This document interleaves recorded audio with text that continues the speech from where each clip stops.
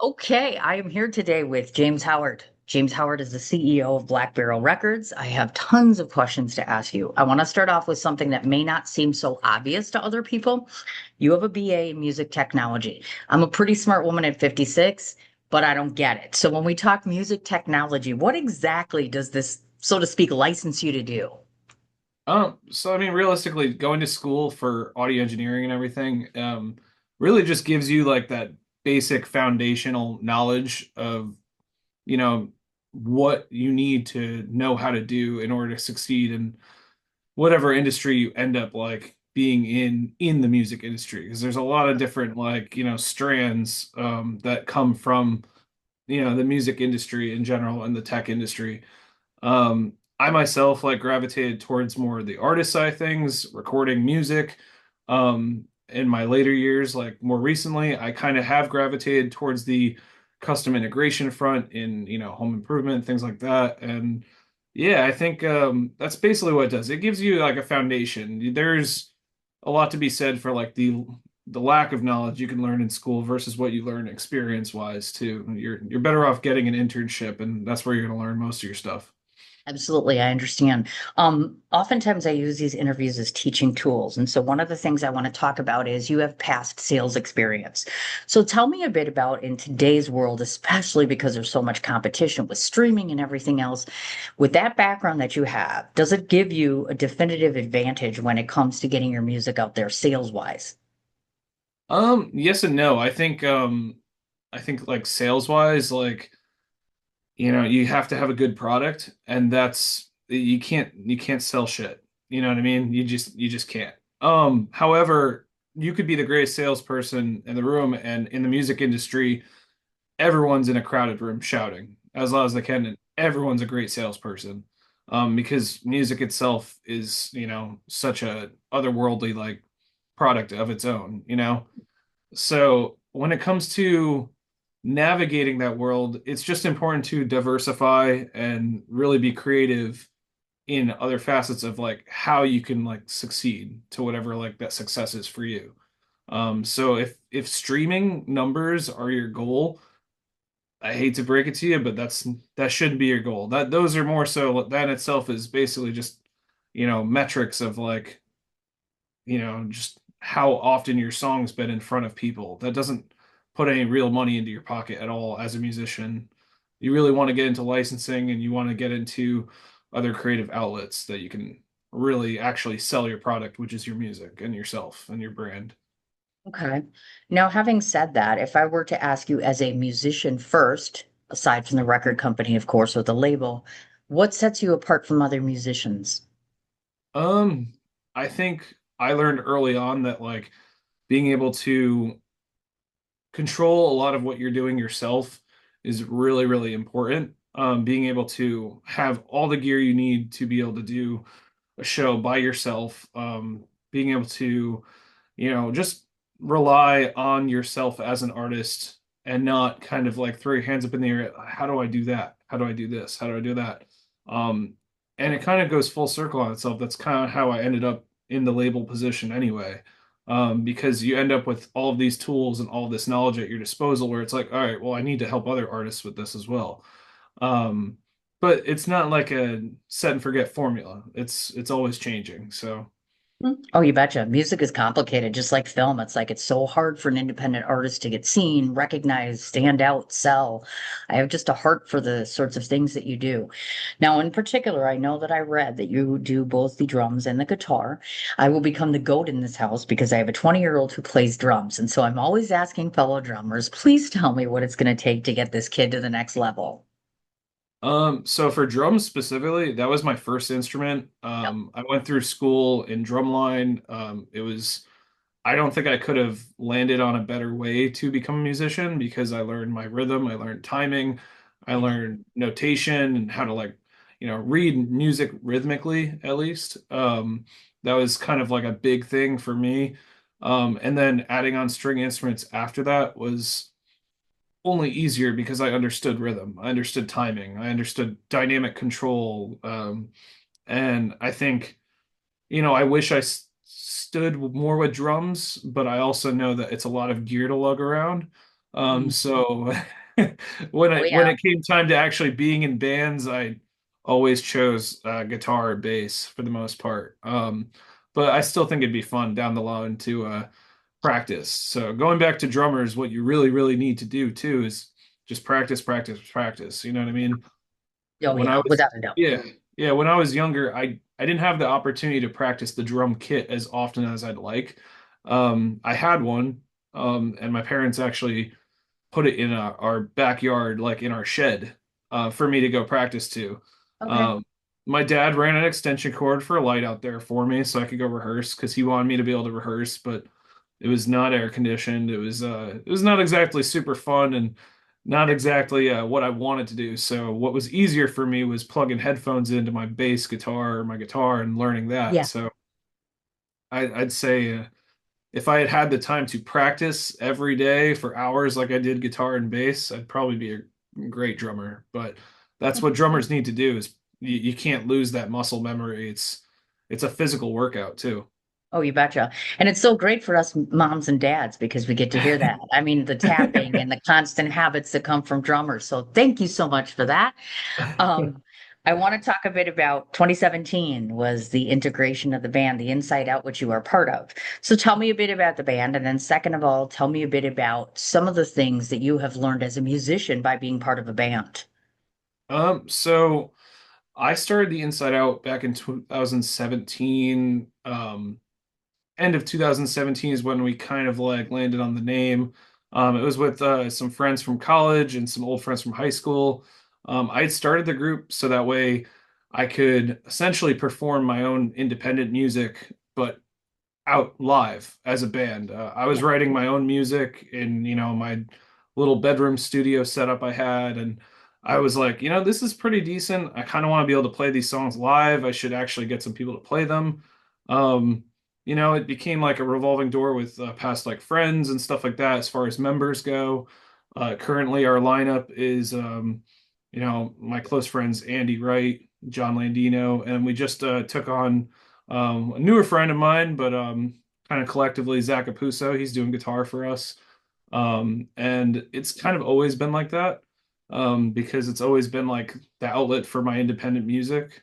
Okay. Over the past few years, with the consistency of like John and Andy being in the group for as long as they've been, like it's evolved into more of the traditional band aspect, which I love on some days and some days I don't. But either way, we're having a fun time making music together. I think that's what matters most. Wonderful, absolutely. One of the things we talk about amongst musicians is original music. So it's always the big argument of 9 times out of 10, most people are going to go out to a bar, restaurant, or otherwise, and they're always going to prefer covers versus originals. What's your take on that? I'm just curious. Um, I have a really weird rule with cover songs. If I ever write a book, I want to include it in there, but it's a checks and balance system with cover songs. Sure. And it does exactly that. I think cover songs are important when you're a band and you're starting out. I also think that if you're playing, you know, playing a venue that's mainly a bar and that's who your crowd is, that's who your audience is, you have to play to your room. Yeah. So if you're playing a bar and no one's paying attention to you, yeah, you know, bust out one of the cover songs you have. However, I think there's something to be said too for just playing music that gets people moving in general. And if you can do that with your original music, then you've kind of solved the formula there a little bit because then everyone's dancing to your music that you wrote and not just the song that they have heard a million times. Sure. But with cover songs in general, it's important to one, pick a song that you absolutely love. It's like one of your favorite songs. Two, it's got to be a popular song. It has to be one of the like artist's mainstream songs. It can't be like a deep cut. At least until you're a famous band. Then you can play deep cut covers all you want because who cares? Right. Um, and third, and this one's the most important too, you have to be able to play it really well. Um, just because just because I love the song Bad Romance doesn't mean I'm gonna cover it. I don't think I could sing like Lady Gaga. Sure. You know what I mean? So that's where the checks and balances come into play there. You know what I mean? Like Mm-hmm. it's kind of like you have to hit all three of those. And if all three of those kind of aren't checked off, then it's not a cover song for your band. And that's kind of how I like to guide myself onto that. It keeps me in check too, because there's plenty of songs I'm like, oh, I want to play this. Let's do a cover of this. But then like one of the other factors comes to mind. So Makes sense. Sure. yeah. Thank you for that. 3.5 years ago in Connecticut, you started this little thing. You are the CEO of Black Barrel Records. Um, Question to start with. Connecticut, some might say that Connecticut's an interesting place to do this because if we say New York or New Jersey or Pennsylvania, it's not a surprise at all that you have a record label there. To me personally, I thought that's interesting. A guy in Connecticut, and I've never even heard of Shelton, Connecticut, by the way, started this music label. So that's impressive. So when you first started off, were you concerned about making a go of this financially? Because obviously I've done the research, what it takes to run a label. It's time consuming, it's arduous. Sometimes it's hours and hours per day. So was there ever a concern that you were putting your time and efforts into a business that may not work? For me specifically, no.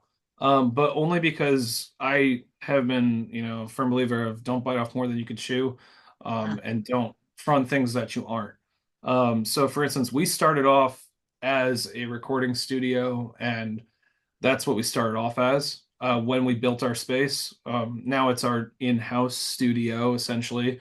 Um, but that's how we started off, and we started off throwing DIY shows in here to really just kind of build a community around any and all like local artists, which we've strayed from a little bit. We're a little bit more selective when we do events in the studio now, but still, that's how we started off. And again, it comes to what I said a little bit earlier is like you have to be able to diversify. So that being said, we're a recording studio, we're throwing shows. Okay, well, what else can we do to kind of like stay busy and keep doing things? And that's when like for me specifically, like I looked at our recording studio and a couple other studios I had built and I was like, well, these are basically showrooms for more so like custom integration work, building people home theaters, building other musicians, other recording studios because they want to do this too. So when it comes time to look at the financial state of things, it's like no matter what, as long as you're staying busy, you kind of like you're staying busy. Like something's going to happen. You're going to make a sale, whether it's bring on new artists to record, whether it's having a good line of shows at the studio, whether it's, selling some home theater jobs. And that's where it comes down to the next line, which has been our label side of things, label Yeah. services. Yeah. And actually being able to have some sort of, background and foundation to offer these artists some services, in a fair, like artist first, more so teammate agreement. That's kind of how we run our deals here. Yeah. We don't do things traditionally where I'm throwing money at a wall and, if it works out, cool. If it doesn't, the artist owes me a ton of money. That's not how we run things here. We run things as a teammate with the artist. So, that's also why we have a small roster, why we're very selective about who we're signing because we're essentially becoming like bandmates with these people. We're essentially Yeah. becoming a part of their camp and them vice versa, you know what I mean? Absolutely. I love that answer. I love the determination and the cause and the mission. This is wonderful. One of the things that I've read time and time again in the last year or so is a lot of musicians feel as though the pay that they get is just insulting to them and it's far less than what they're worthy of. And so I had to ask, is part of the motivation for starting a label being able to more properly pay musicians and to get them more established out in the world, etc.? Is that a motivating force for you? I think it goes off of what I said a little bit before, which is like being transparent with artists we work with. We're their teammates. Just because I can send out an email to somebody like doesn't mean you're going to get a sold out stadium tour. Like that's not realistic. We're a small label from Connecticut. Like, you know what I mean? Sure. However, what that does mean is like having me on your back about like, whether or not certain shows are worth it, whether or not it's okay to take a pay cut from a certain show because maybe the exposure is good for what you're trying to build. Sure. And then maybe other shows, it's like, no, don't play that unless you're making X amount of dollars minimum. And I think like that's a good testament to like one of our talented artists, Mars Hendrick. Yeah, Who he can play a 3 hour set by himself with an acoustic guitar and light up a room and capture everyone's attention. And he also can play a show with a 9 piece band and just really like blow your socks off. And I think like, navigating the waters with him is such a awesome and learning, like just fun learning experience because we get to really just like test things out of like in the most like versatile artist way of like, oh, like, I could get him a show at a bar so he has some consistent pay. yeah, And maybe the next show I book for him is actually more of a, he gets to play his original music instead of like some more cover song styles, but at least he's staying consistent and he's busy and he's got a team behind him that's helping him guide what he wants to do in a good way. understood. Got it. Speaking of Mars, I was going to bring him up. So my question to you is this. Ideally, when people approach you and your label, and I'm guessing quite a few do, are there set criteria that you have established where you say we're going to only take on this sort of client, or are there things you look for? I think ideally who I look for are those independent artists who know how to work for themselves, um, and are looking for a team to help them and get them to the next level, not necessarily do everything for them. And that's a big factor with that's like a lot of artists think that like, oh, I signed a record deal, now I don't have to do anything. No, this isn't a slot machine. This isn't a blackjack table. What I mean? Like, and Yep. honestly, even with those labels that do give artists a huge advance and everything like that, those artists, they've already got those massive followings too. So it's the same criteria. The only difference is with those types of deals that are, huge, massive financial, like just like advances like that are, well, those artists owe all that money at the end of their term All contract. right. And these artists sometimes end up in debt, or they just like don't own their own masters, or they can't even re-record a song. Okay. That's yeah. So I think like criteria wise, that's why I look for somebody who's very independent and understands like you're signing with us and we're becoming a team. We're part of your team. We're not do it all for you. Understood. I also love the fact, like you mentioned, the pop-up offerings are awesome. I've seen some of the different pictures and the places Oh that you've yeah. gone, and I love the energy and enthusiasm of the crowds and audiences, and the way that you structure all of that is wonderful. And I read that you're actually looking to do workshop offerings in the future. How long do you think it might be before we see something like that? So I think this is something Eric and I have kind of discussed a lot because there's so many different subjects that we can be like, teaching our fellow peers about in the music industry that some Yeah. people just don't know about, but then also there's stuff that we could be learning too, still as a small label. So I think that like what I'm trying to do is I want to get us to a place where we're comfortable like hosting a good event with some good other like panel speakers. And we're almost there. We have a decent sized team where Erica and I can have a couple guest speakers and we could have a panel, right? And teach people about the music industry and workshops. This is something I could do in the audio world too, is already host that. Okay. But when it comes time to like what's worth it for a musician, like I think like if putting myself in a musician's shoes, like I would sign up for a workshop if there was at least like, at least a few speakers that were also musicians as well. Um, Separated from the label even. So it's not a one camp kind of like lecture. It's more of like an in general lecture about music industry. So I think that's Nice. kind of what Erica and I are building towards. She's been doing a great job building her roster, and I think we're getting close to that. Maybe sometime in the fall we'll do the music industry one. Very nice. Do you envision yourself ever expanding out to include children, meaning like high school kids, college kids, things like that? Because they probably know far less about the music industry, just getting into it at a younger age like that. Yeah, so for our workshops, they're always going to be all ages, and that goes for Okay. the ones that we do have live. We have a guitar workshop that we offer for our in-store brick and mortar shop we have. Yep. Austin, our shop manager, he's veteran guitar luthier. He does a great job teaching hands-on how to set up a guitar or bass guitar instrument. Like pretty much like in depth for about an hour and a half or so. So as far as those go, they're all supposed to be all ages. We do an Okay. internship program with Staples High School in Westport every year.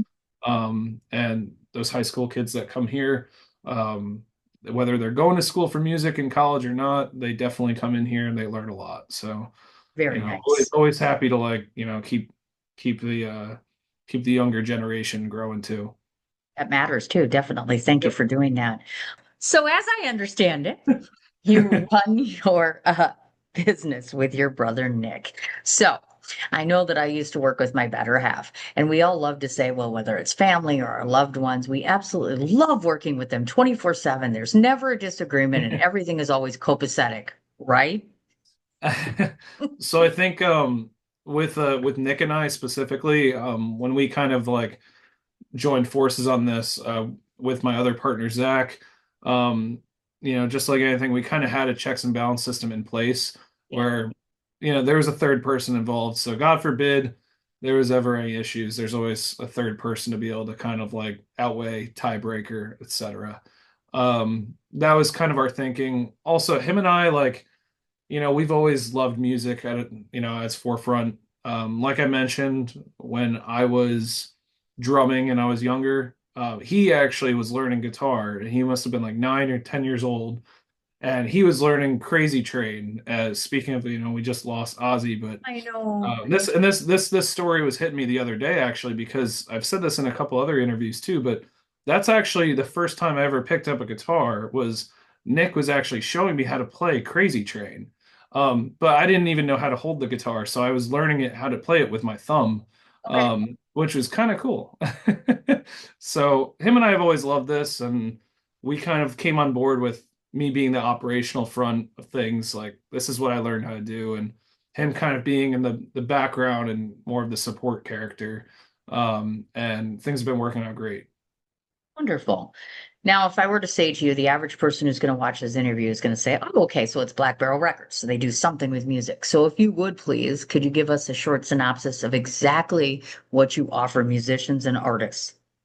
I'd say recording, artist management and support, other, miscellaneous label services, whether that's, PR, licensing, representation, booking to a certain extent.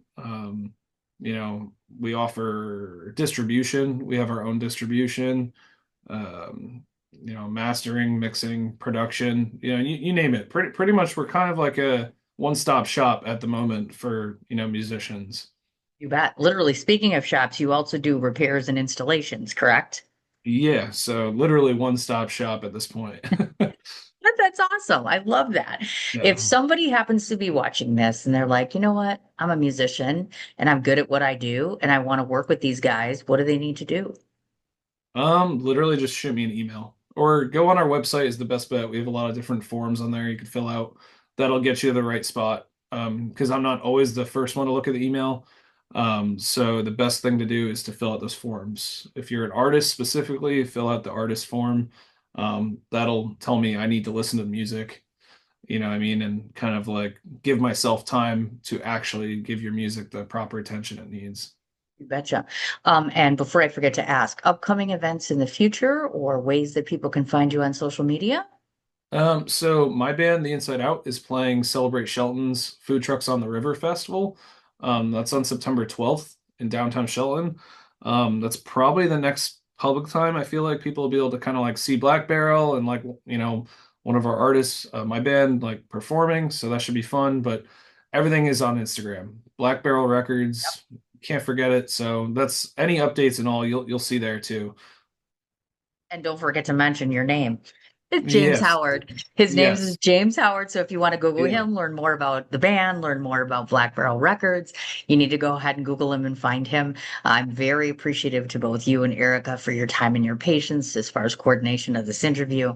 It's been absolutely wonderful. And I know one of the things that small business owners rarely ever get to hear, which is why I do a point or make a point of saying it is, I can't thank you enough on behalf of all the different artists and musicians for what you do. I know it's a thankless job, and I appreciate the fact that you're doing so much to get people seen. So thank you very much for that. Oh yeah, no, it's what I love to do, so it doesn't feel like work. Oh, thank you very much.